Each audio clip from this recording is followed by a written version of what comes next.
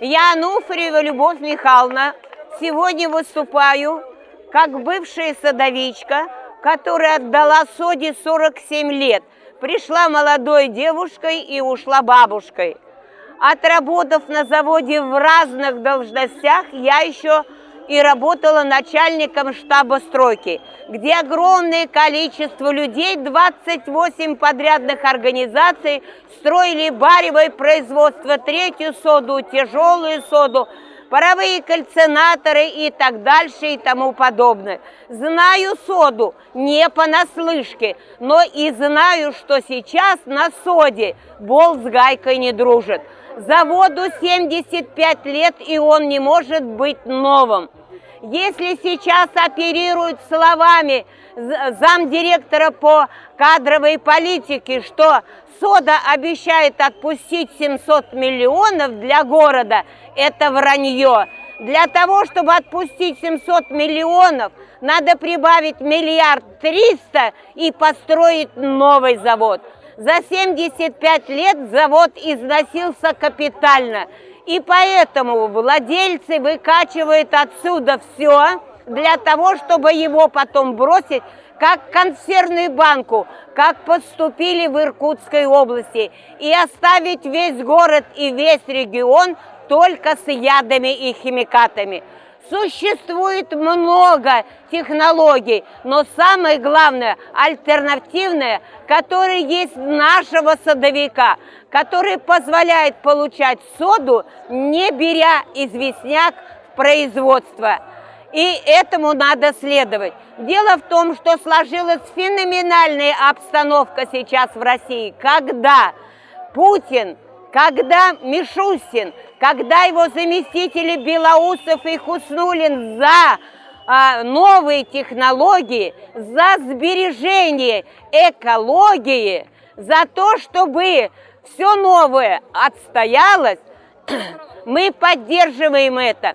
Если Басырову казалось, что мы не жители Урника, сегодня город, местные жители продемонстрировали и услышали, и повторяли о том, все ваши выражения о бритоголовых, о вашем языке, не подлежащих администрации. Вас просто нужно освободить. Вы вообще не в курсе дела.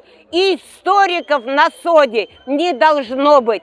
Там должны быть химики с холодным умом, с трезвым мышлением, с отдачей по делу. Вот тогда можно на что-то надеяться.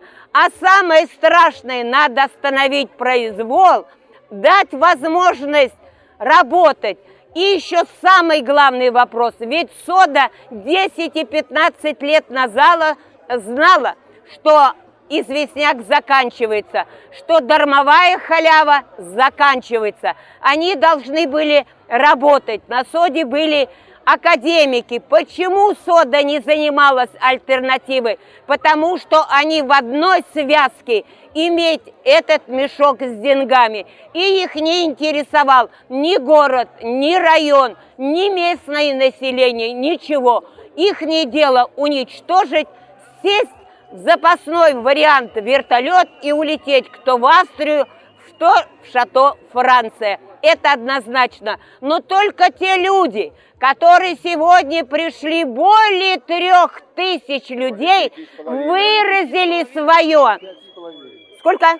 5500, которые продемонстрировали: дайте городу жить, дайте им дышать, сохраните природу, защитите животных.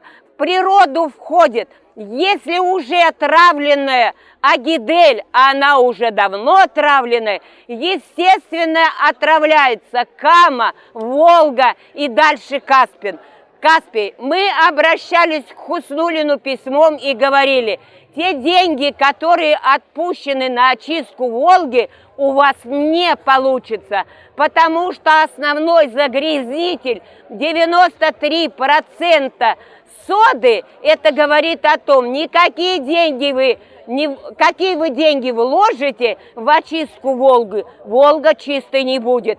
Каждый день сливается миллионы кубов загрязнения, откуда дохнет рыба и все. А Басырову немедленно уходить. Это не руководитель. Раньше садовики были поставщиками кадровых Москвы. У нас работали бывшие директора начальниками госпланов. У нас владели и организовывали начальники Союз соды. У нас были министрами стройматериалов. У нас кого только нет. И все это бралось из соды. Все это на моей жизни. Я свидетель тому. И еще очень многое могу рассказать о соде. Если есть желание, подходите, устроим круглый стол. Но если написать книгу, как сейчас поступает сода, то все будут плакать.